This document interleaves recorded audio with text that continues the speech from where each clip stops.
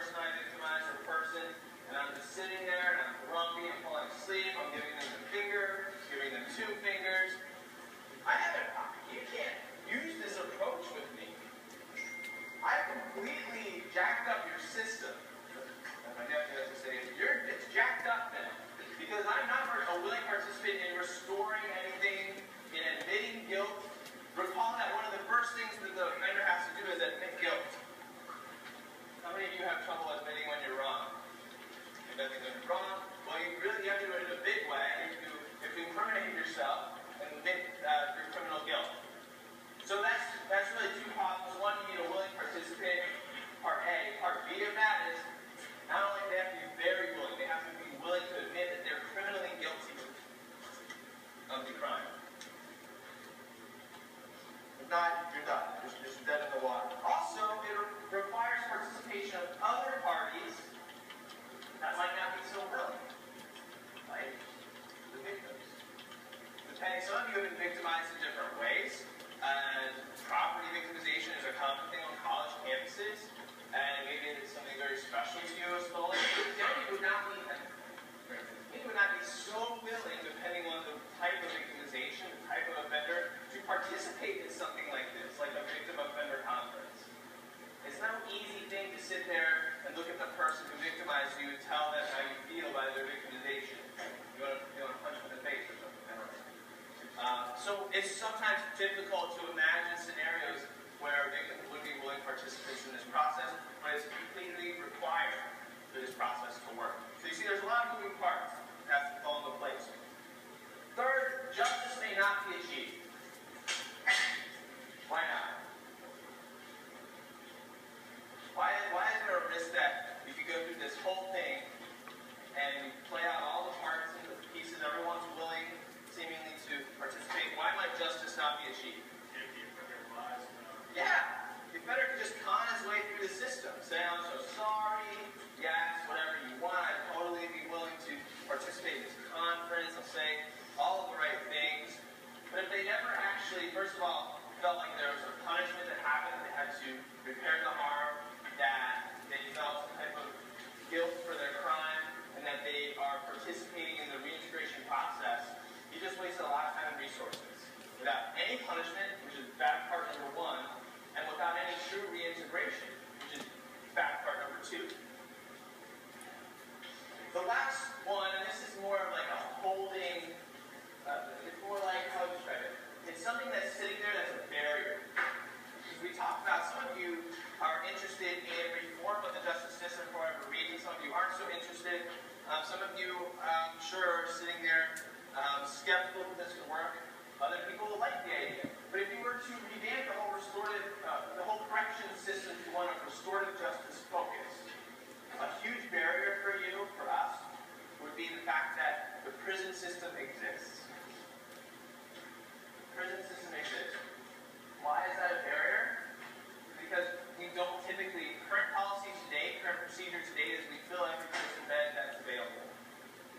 This is one of the reasons that we have high incarceration rates, even in periods where crime rate is going down. We pay a lot of money to prison beds, we fill them.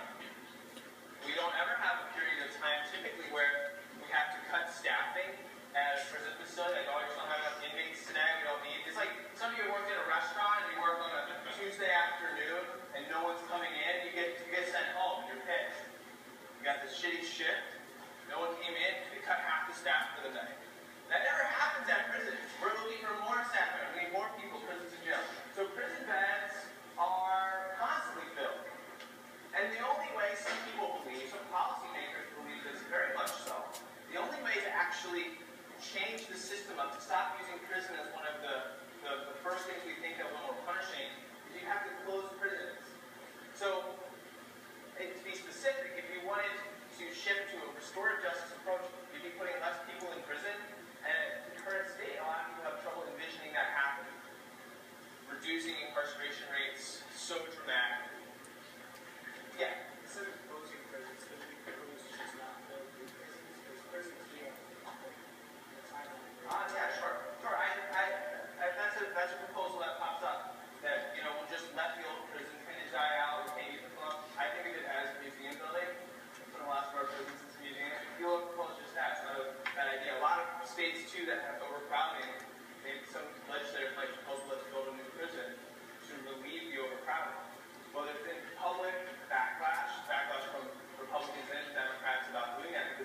expensive, and it's hard then to close the facility once you build one. Instead, they say, why don't we release people from the overtime prison, which also is true. But yeah, no, it's certainly a strategy. So that's restorative justice. How might restorative justice reduce crime? Recall that it has, just as a review, two main theoretical ideas. I don't know if we covered this explicitly on Thursday, so let's cover it really quickly before we talk about jails.